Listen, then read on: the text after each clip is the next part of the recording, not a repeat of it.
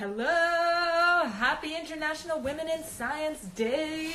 Hello, welcome to Mondays with Maya. It's going to be a brand new feature. This is our very first one, and of course I had to deck myself out in sequins. You know that's my jam.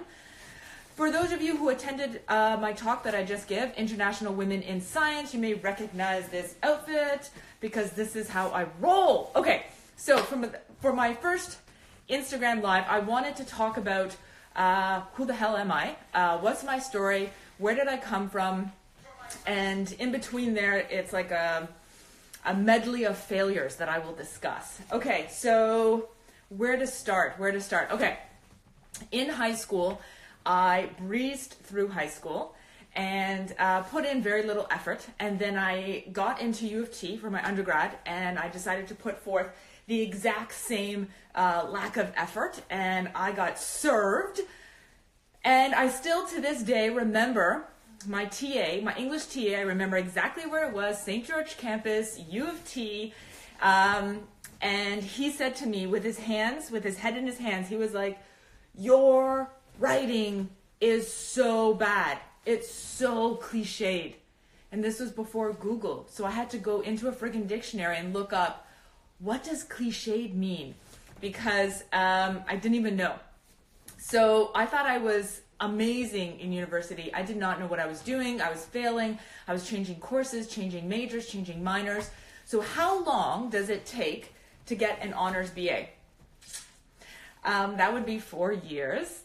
And how long did it take me? That was 12 years. Yeah, that was 12 years. It took me 12 years to get my honors BA. And it also took me quite a few years to admit that publicly, because there was a lot of shame for me involved in admitting that I took so long to finish my undergrad. And that was because I didn't know what the hell I was doing in university.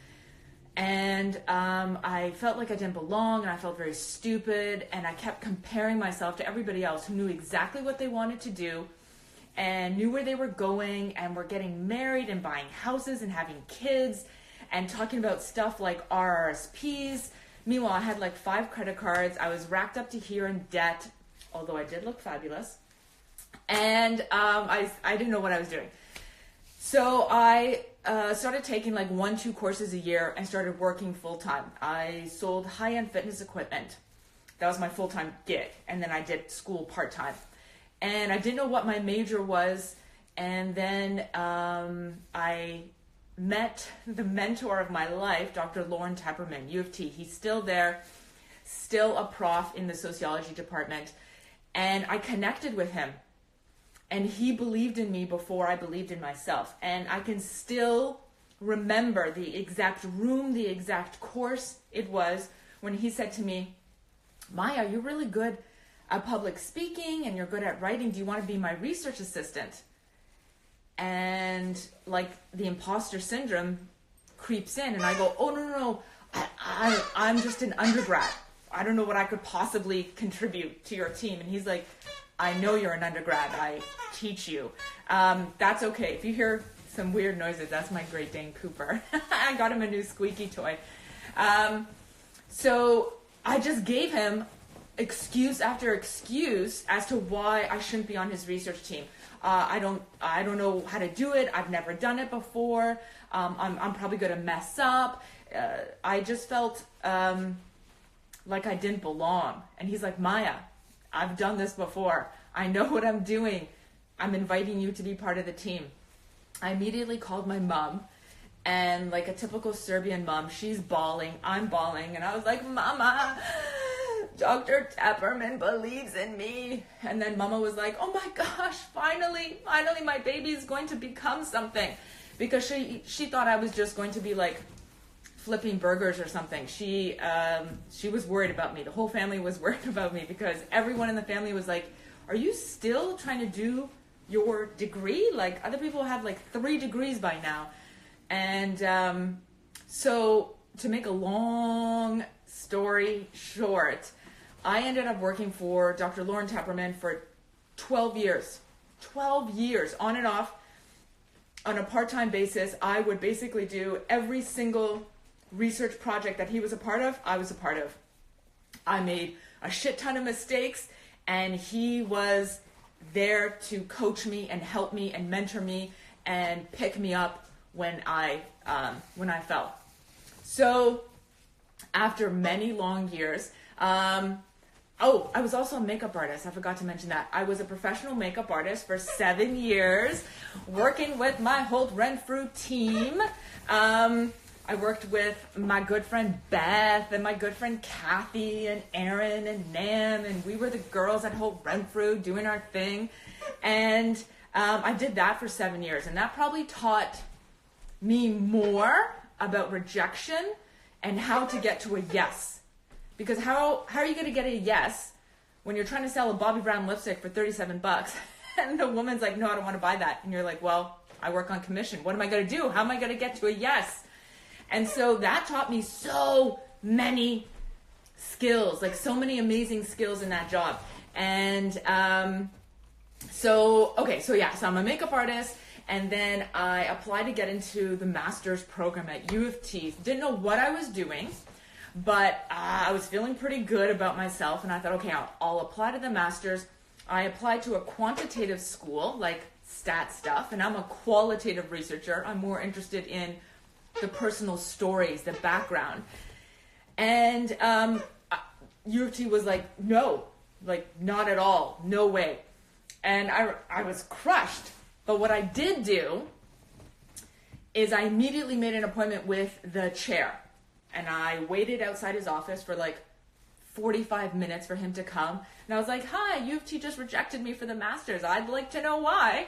And he told me, okay, you need to raise your grades, you need to raise your GPA, add some volunteer experience, add more research experience. And I was like, done. I will do that. And so I took another year, another victory lap. That was probably like year 10 at U of T for my undergrad. And did everything, just took more courses, raised my GPA, got just a better application. So I applied for the second time to U of T because still hadn't learned. Wrong school for me. And it still didn't dawn on me to apply to more than one school. So I applied to U of T again, and I remember where I was. I was at Yorkdale Mall, Bobbi Brown counter, in the middle of makeover madness, and I called my dad on the phone, and I said, Tata, because that's what we call our dads in Serbian, Tata. And so I said, Tata, did I get anything from U of T? Because you got to remember, this was way back in the day. We didn't they weren't emailing you. They were sending you a letter. And Tata said, yeah, I actually did get a letter from U of T. And I said, oh my gosh, is it thick or thin? And he said, it's thin. And I started to tear up. And he said, no, Maja, it doesn't mean it's bad news. And I was like, if it was a thick envelope, there would have been, welcome to the school, and here's your welcome package. If it's a thin envelope, it means, see ya, you weren't good enough to get in. And he opens up the letter. And of course it says, Dear Miss Jovanovic, we regret to inform you that your application for the master's program has been denied. And I remember crying, taking a moment, turning around, drying my tears, and then going back on the sales floor and doing makeovers for like another 7 hours because it was prom.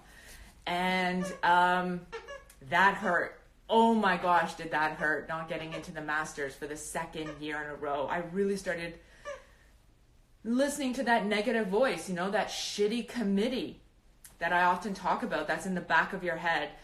And it also didn't help that I had freaking people around me that were like, Maja, maybe you can't do it. Maybe it's not the time for you. Maybe you weren't made for grad school.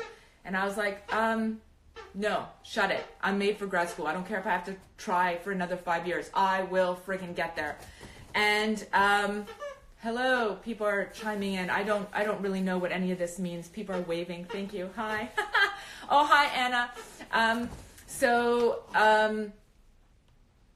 I applied for the third year.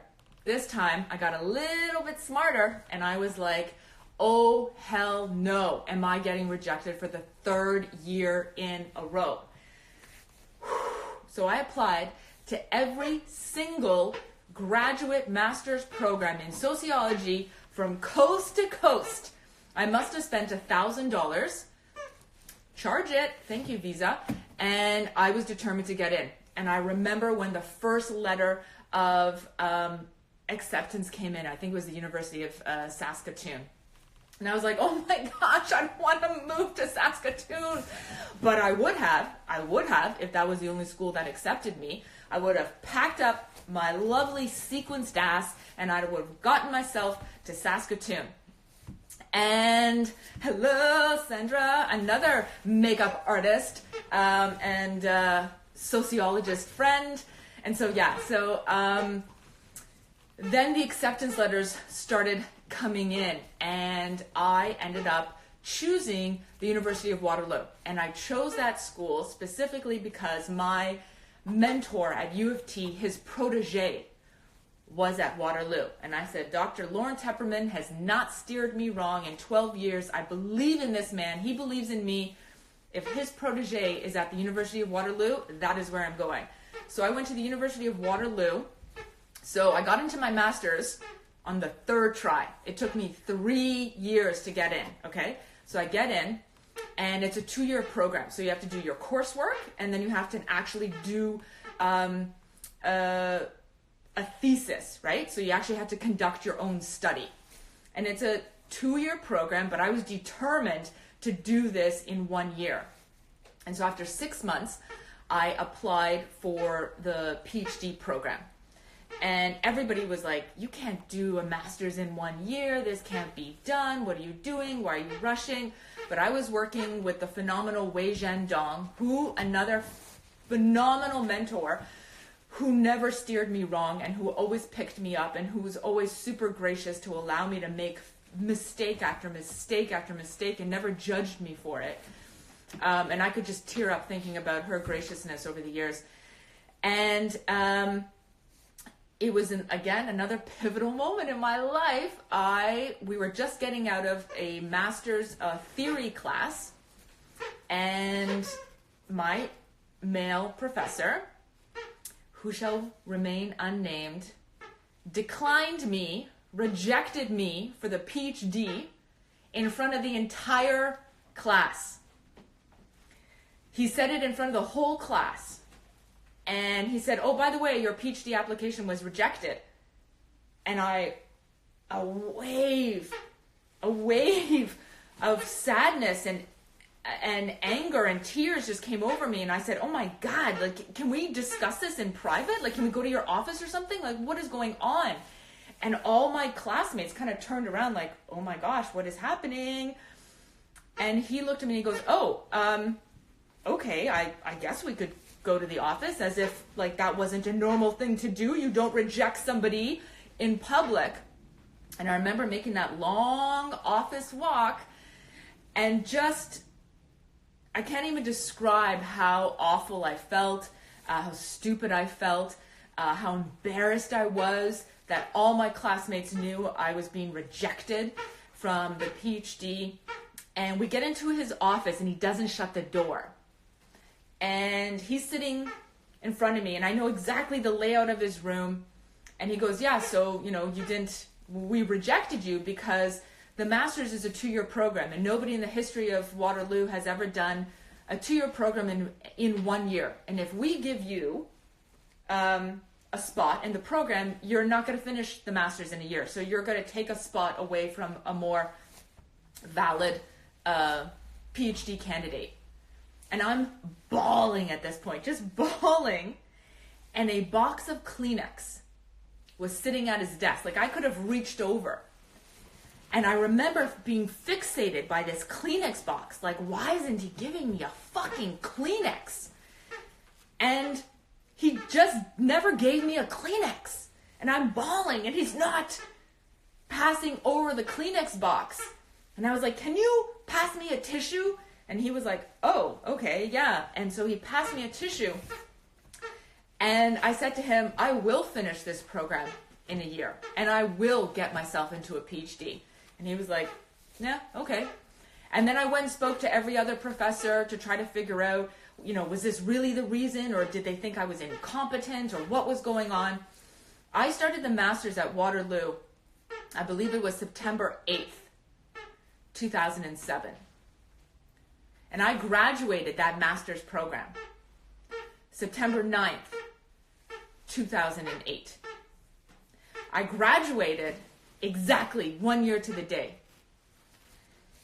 And that particular professor came up to me and he said, well, you did it. I didn't think you'd do it. Put in your application. We'll fast track you. Congratulations. Hello, everybody. Congratulations. Oh, hi, Stephen from Mohawk. Hello.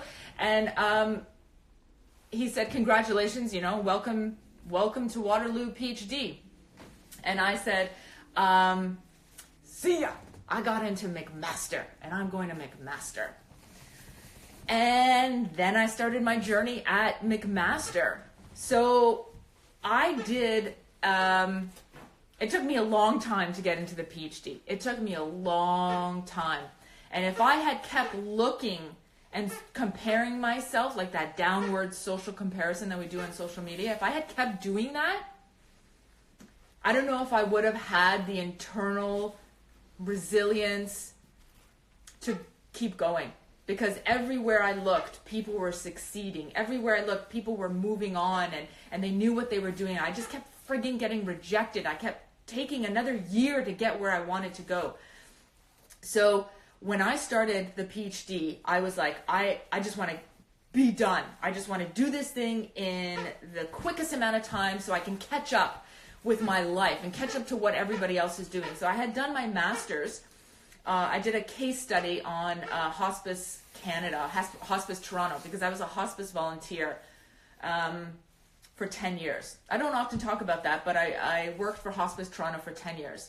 So what that entailed was I went to somebody's home who was dying, who had a terminal illness, and who had 6 months or less to live.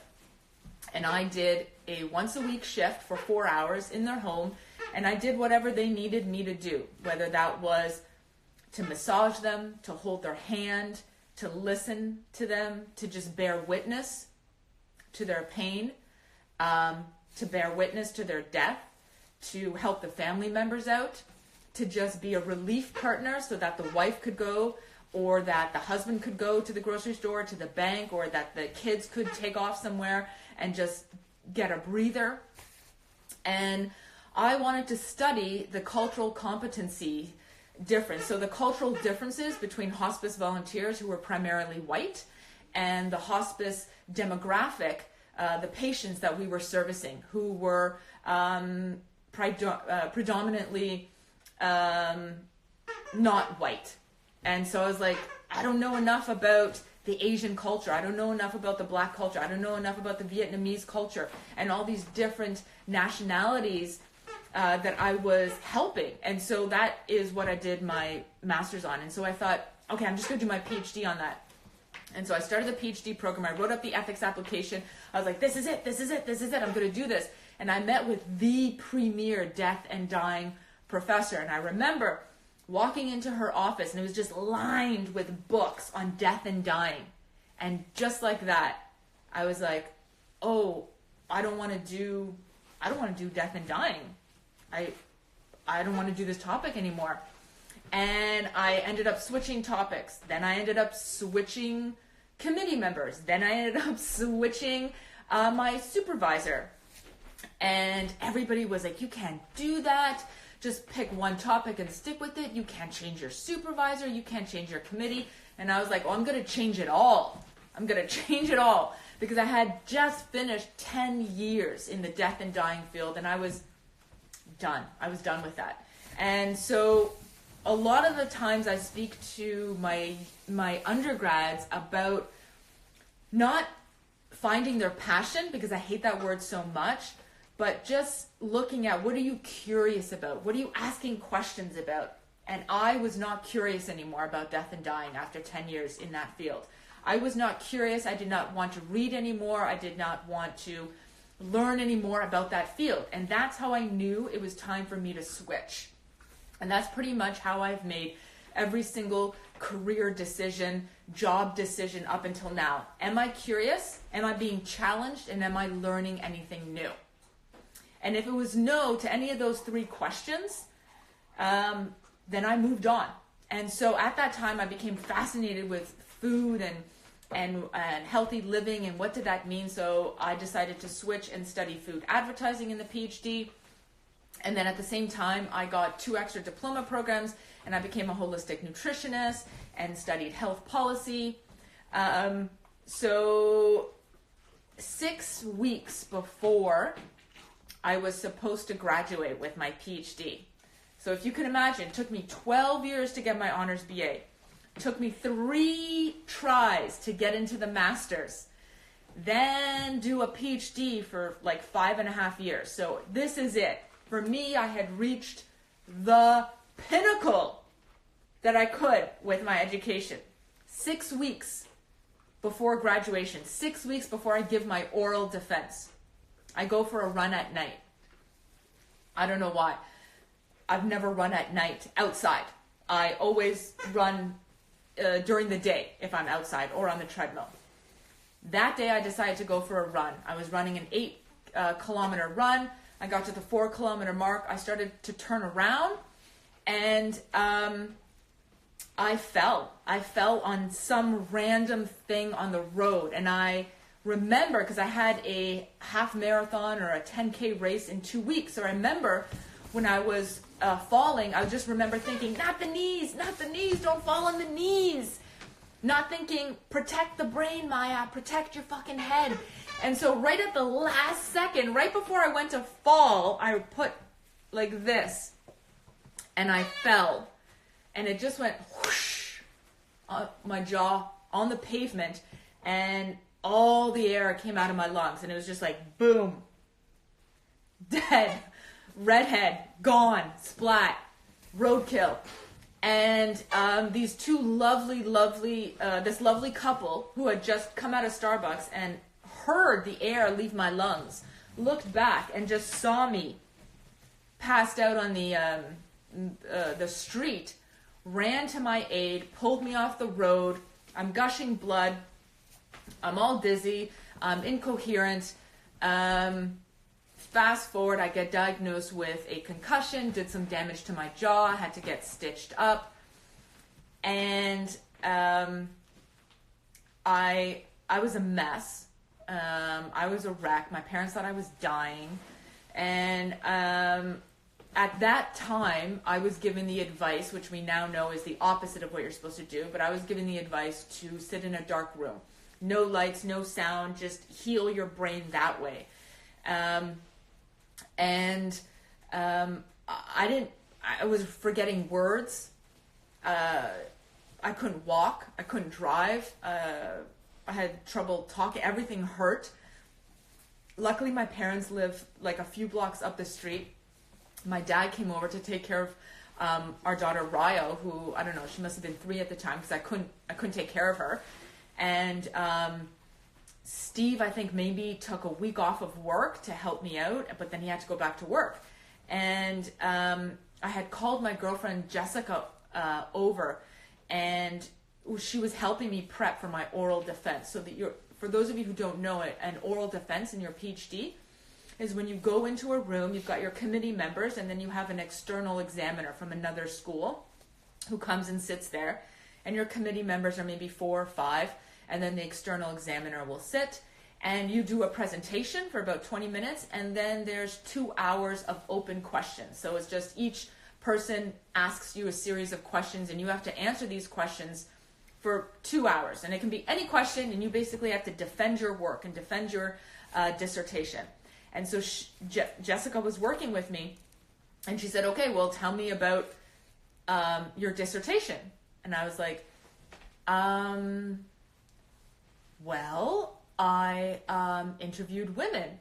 And I remember her face just being like, did you do anything else, Maja?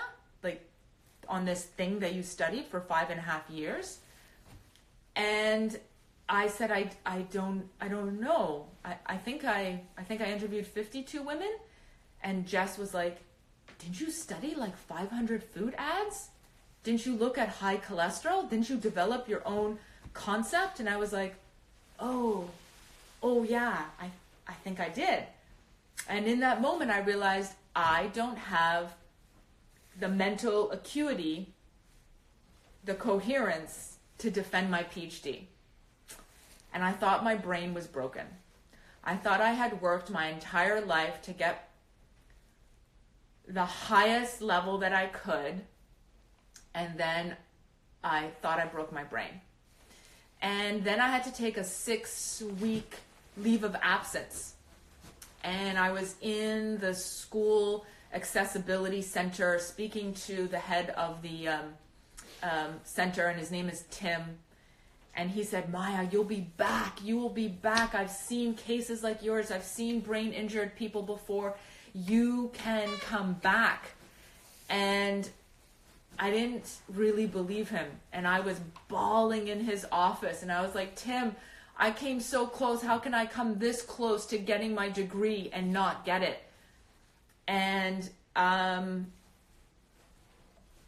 didn't know. I thought, am I going to work like at some minimum wage job the rest of my life? Am I not going to be able to take care of my daughter? Am I not going to have a good life? Am I going to be stupid? I remember walking outside of the house with Steve, and I said to him, what is that thing? What's that thing right there? What's it called? And he said, that's a park bench. That's a park bench. I didn't know the word for it. And then I remember being in the house, and I said, what's that? Gosh, Steve, what's that called again? And he's like, Maja, that's a blender. And I was like, oh my gosh, that's a blender. I remember writing an email at the time, and I couldn't, for the life of me, figure out how to write the word the. I was like, how do you write the word the? And then I just broke down in tears, and I was like, this is it. This is it. My brain is broken. 2 years go by, and I was still having concussion symptoms. So then my concussion turned into a post-concussion syndrome. And but the good news is I did go back, and I did my oral defense, and I passed. And to use a cliched phrase that my TA at U of T would not like, I shot it out of the fucking ballpark. And I remember the external examiner being like, wrap it up. We got it. You know the answer, wrap it up. And it was sort of an anticlimactic win for me, because I got the PhD, but my brain still hurt so much. And I went and I saw the premier neuropsychologist, because at that point I was under the care of a neurologist. I had gone for every test.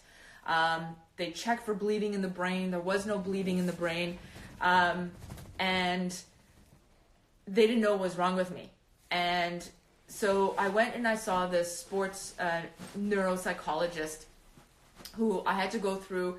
If any of you have ever had a neuropsych exam, it's like 2 days of them asking you invasive questions, and you basically feel stupid because they're like, I'm going to tell you a story and I'm going to talk for 2 minutes, and then I'd like you to repeat word for word what I just told you. And then they're like, Betty and Bob on Tuesday, March 7th, 1943, were watching a baseball game, and this team were playing, and this was the score. And you're like, whoa, that's too many details.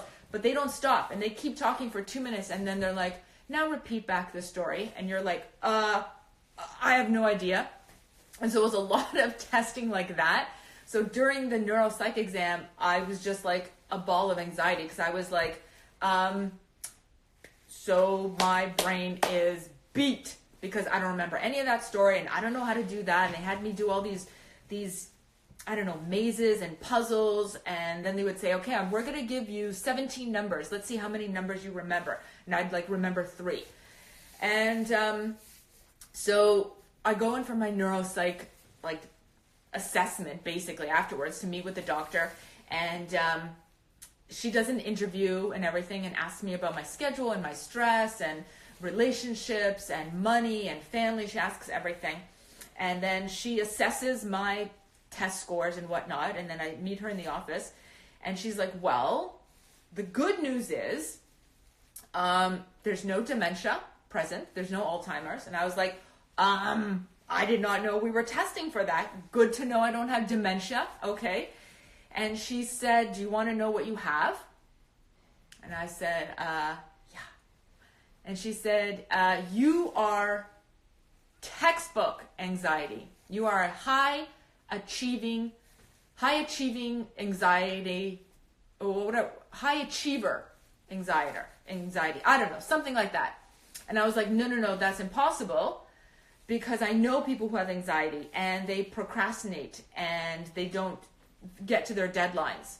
And she said, yes, there's another extreme of anxiety, and you fall into that category where you are an overachiever, and you right now are experiencing anxiety, and that's why your brain hurts. And that's what Beth said, save this live in your highlights. Girl, you think I know how to do this? I do not know. Shara, if you're listening, figure out how to do that. I don't know. So if you can imagine, I tell the leading neuropsychologist who trains all the ER doctors in concussion recovery program, I tell her, no.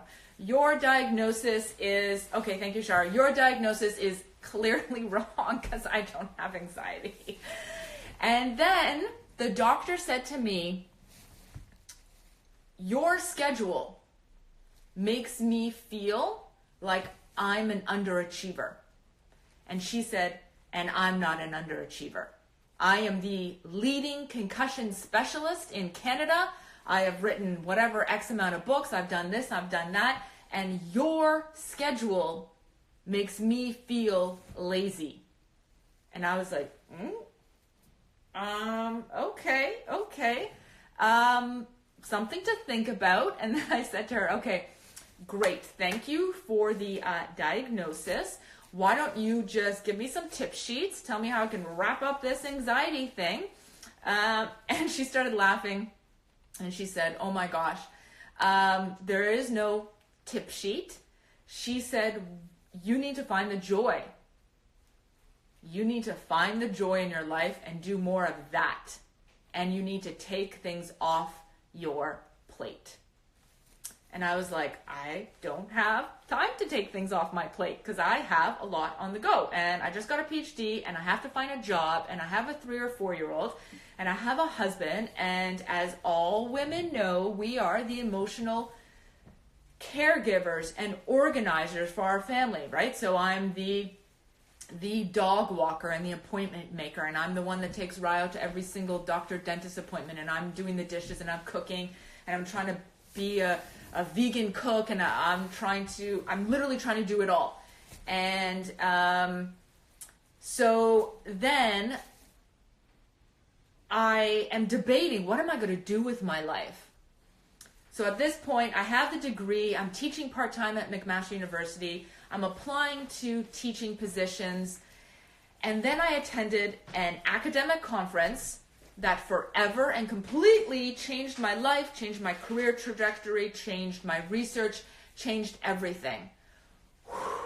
Now you can hear the part 2 of my story. Okay, so I'm sitting in the audience, about 500 of us, and we're listening to a panel discussion. And on the panel is 4 women. They're all tenured professors, all amazing, super talented, high achieving, and they all they have to do is introduce themselves. I know all of these women. Some of them are my mentors, and they have published like dozens of books and hundreds of articles between them. Literally, all they have to do is introduce themselves. First woman takes the microphone and she's like, oh my gosh, I can't believe I'm here with such an esteemed panel. I don't know what I could possibly add to this discussion. And I was like, what do you mean you don't know what you could add? You are the world expert If you don't know what you could add, then I don't know what you could add. Then why am I listening to you? Because the lunch friggin' buffet just opened up. Why don't I go eat lunch then? And I'm looking around and nobody else notices anything. And I was like, okay, well, weird, but maybe she's nervous. Academics are not known for being phenomenal public speakers. Second woman takes the microphone and she's like, you took the words right out of my mouth. I thought they sent the email to the wrong person when they sent it to me. And I was like, what? What is going on? Where there was a woman at that conference, you know what she did? A deflection of praise. A minimization of her accomplishments. Oh my gosh, don't look at me. Heaven forbid the spotlight shine on me. Third woman takes the microphone, Groundhog Day. Fourth woman takes the microphone, same thing. So I attended that 5-day conference. And can I tell you, where there was a guy at that conference, oh my God, the bravado that he had. I listened to undergraduate male speakers talking about their idea, and they had no idea. Maybe it was like a germ of an idea. It was like nothing. But they spoke with such confidence. I was like, oh my gosh, how can I be part of that study? How can I help you? And yet the most highly accomplished, decorated women academics were falling over themselves with feminine modesty. Feminine modesty is the tendency to minimize your accomplishments. And I found it enraging, but I also found it heartbreaking, because what I saw at that conference with the most educated, most accomplished women was exactly what I was seeing in my undergraduate classrooms with my young students. And where there was a woman at that conference, an apologetic tone was sure to follow. When a woman in my class wants to ask a question, she raises her hand, and then what's the first word she says? She says, oh, sorry to interrupt. Oh, sorry, this is going to sound stupid. Or sorry, this is a silly question. Sorry, I didn't understand that. Sorry, could you repeat yourself? Sorry. And I was hearing that at that conference. But I was hearing it from women who I respected so much, who I had admired so much over the years, who had accomplished so much. And I was like, what is going on? The same thing is happening. Undergraduate students, PhDs, women in the field for like 20 years, and everyone's apologizing and minimizing who they are, afraid to take up space. And just like that, I was like, I want to study apologies. I want to study what the hell is going on with apologies. So we don't have a lot of research on this, but I will tell you what Canadian data shows. Canadian data shows that there is a very real difference between how men and women apologize. So it's not that men avoid apologizing. It's not that men don't want to apologize. So if both men and women deem an infraction to be apology worthy, they will both apologize. The problem is that men have a really high threshold for what they deem to be apology worthy behavior. And you know where women are? We're down here. We're down. Oh, you can't see me. We're down there. We're down there on the ground. Because we have this much. Yeah. We are on the lookout constantly for where and how we can squeeze in an apology. When someone bumps into you in the hallway, when someone bumps into you at the airport, what do you say? You're like, oh, I'm sorry. Oh, I'm sorry. If you're trying to squeeze in at the buffet or the cafeteria line, oh, I'm sorry. Before you give your opinion in a meeting, sorry, could I just interrupt here? Sorry, can I jump in? Sorry, can I come in here? Sorry, could I just ask a question? Sorry, could I use this? Sorry, could I walk into your room? Sorry. Oh my God. And now my brain injury is coming back. Oh my gosh. So that's what the data shows us, that women have a very low threshold for what they deem to be an apology-worthy behavior. Apologies matter. Oh my gosh, now I'm getting all worked up. Apologies matter. Words matter. Don't let anybody tell you differently. If you are beginning and ending your sentences with sorry, it changes how people perceive you. It changes how people look at you. And they're not looking at you thinking, damn, How can I get some of that confidence? How can I get some of that on my team? No, it's like a weak handshake. You know those handshakes that die in your hand? Those weak ones? Nobody wants that. Nobody wants that. Apologies matter. Apologies matter in the right context. So people always get pissed off when I talk about this. And they're like, Maja, it's about being polite. We're Canadian. It's part of our culture. No, it has nothing to do with that. This is gendered. We have been socialized into this caregiving mode that we should always be so highly attuned to the feelings of other people. If you are beginning and ending your sentences with sorry, sorry, sorry, don't be surprised if there's nothing left for you at the end of the day. Don't be surprised if your confidence is whittled away with every needless, useless apology you give. With every needless, useless apology you give. Now, I'm not saying to never apologize, but pick and choose when and for what reason you are apologizing. Apologies can change the temperature of a room. They can tone down anger or excitement. They help you take responsibility. Yes, all of that is important. But don't be throwing out needless, useless apologies for no reason. We can change this apologetic tone for something more confidence-inducing. The next time somebody bumps into you, you don't have to say, I'm sorry. You can say, oh, go ahead, your turn. If you're trying to get in something, you can say, pardon me, excuse me, after you. So let me tell you about a work meeting that I had. The four of us were at a restaurant and we were waiting for number 5 to arrive, who happened to be a man, and he was late.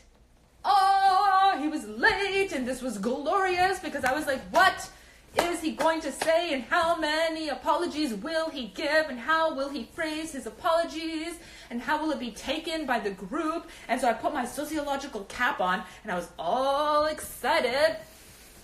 He comes to the restaurant, and do you know what he says? Please, a moment of silence, please. He says, hey, thanks for waiting. Is there anything else you want to say? Oh, no, that's it? No apology? And everybody at the group, you know what they were like? They were like, oh, yes, of course. No problem. And then they took out their menus to order food, and it was fine. It was fine. Nobody said anything, and I died. I was done. Somebody resuscitate me, because this guy just came late to a work meeting, didn't apologize, and it was fine. It was fine. And I decided right then and there that was going to be my new line. If a woman had been late to a work meeting, do you know what she would have said? Oh my gosh, she would have fallen over herself. Oh my gosh, I couldn't find a parking spot. Oh my gosh, I'm so late because of this. And then I didn't have gas in the gas tank, and then I had to double check, and then the GPS wasn't working, and I'm so sorry. Oh my gosh, that is so what would have happened.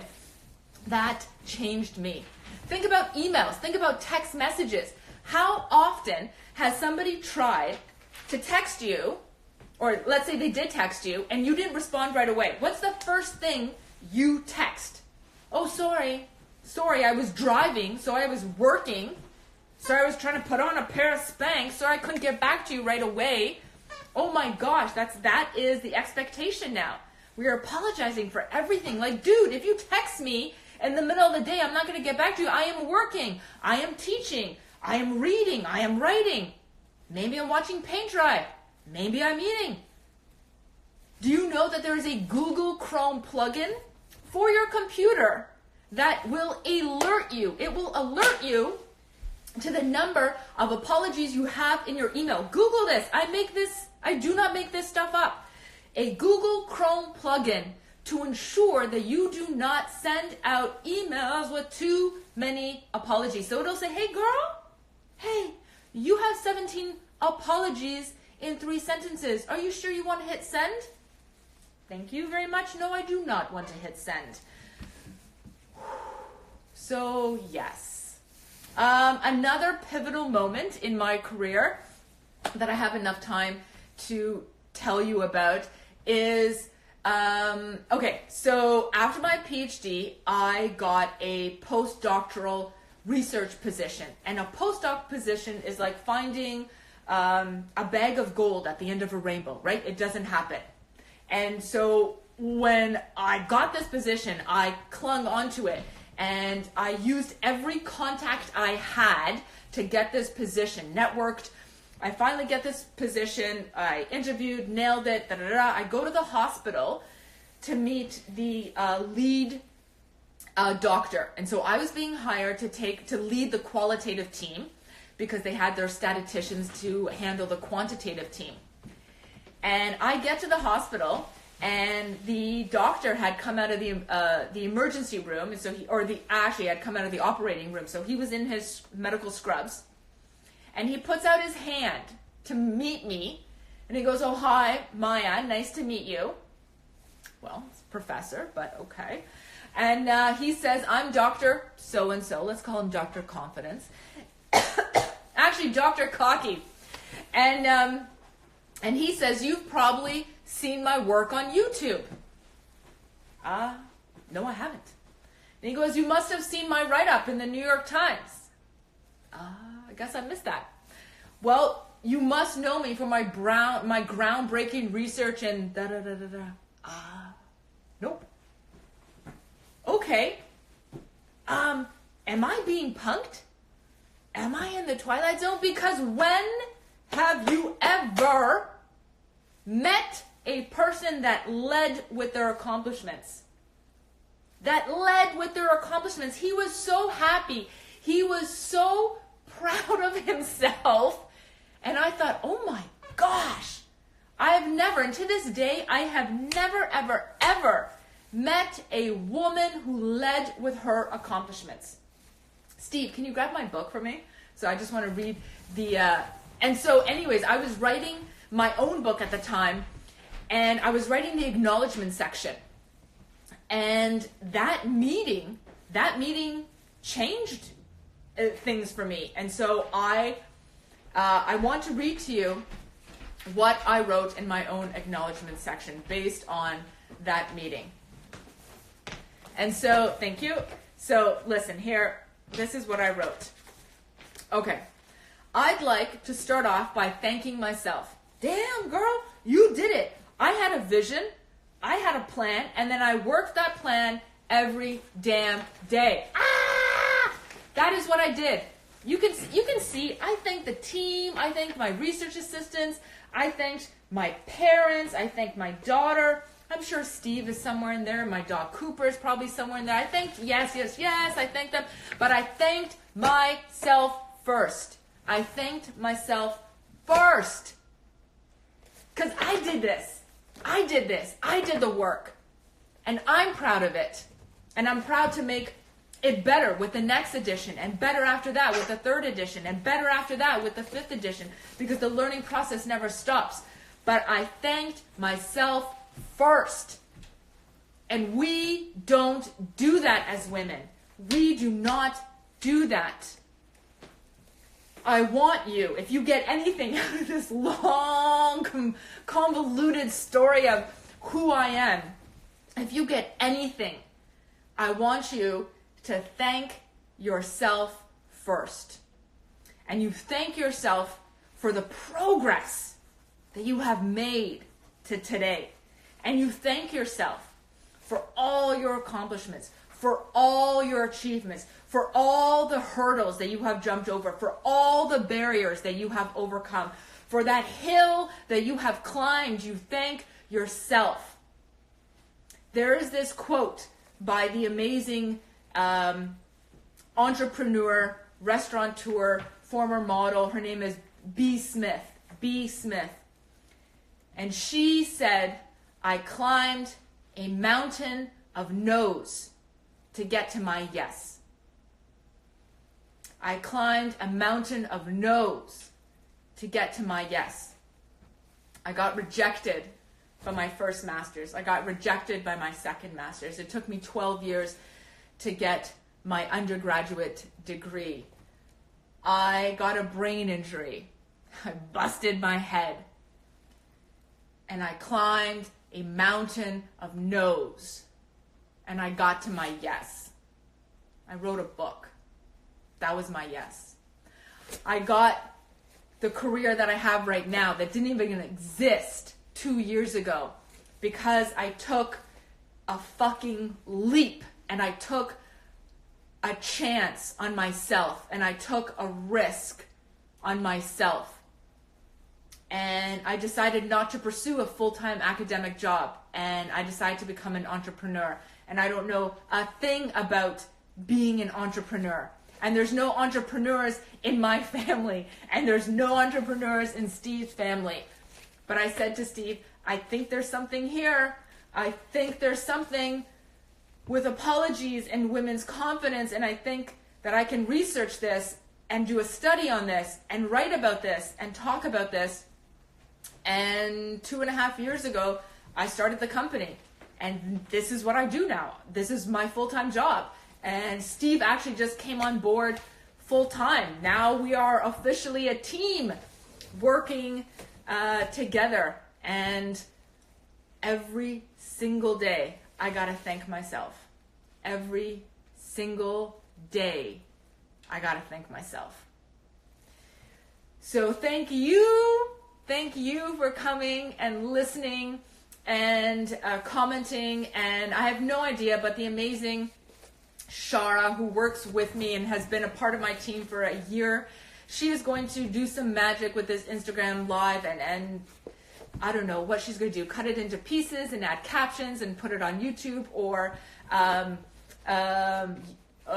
Instagram. I don't know, but Shara is amazing. So I just want to give out a shout out to Shara, and I also want to give a shout out to Alessandra, who was a former student of mine, and she took a friggin' leap, and she reached out to me, and she said, I want to work with you, I believe in you, I believe in your message, I want to be a part of this. And then I gave her like a trial run, and then she came on board on like a permanent part-time basis. And so this is my team. It's Alessandra, it's Shara, it's Steve, and it's me. And that's us. We are the team. So what do you want me to say?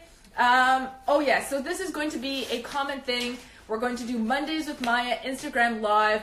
Next week, I'm going to talk about, what am I talking about? Failures and imposter syndrome. We'll figure it out. You can send messages on topics that you want me to discuss. And that's about it. Thank you.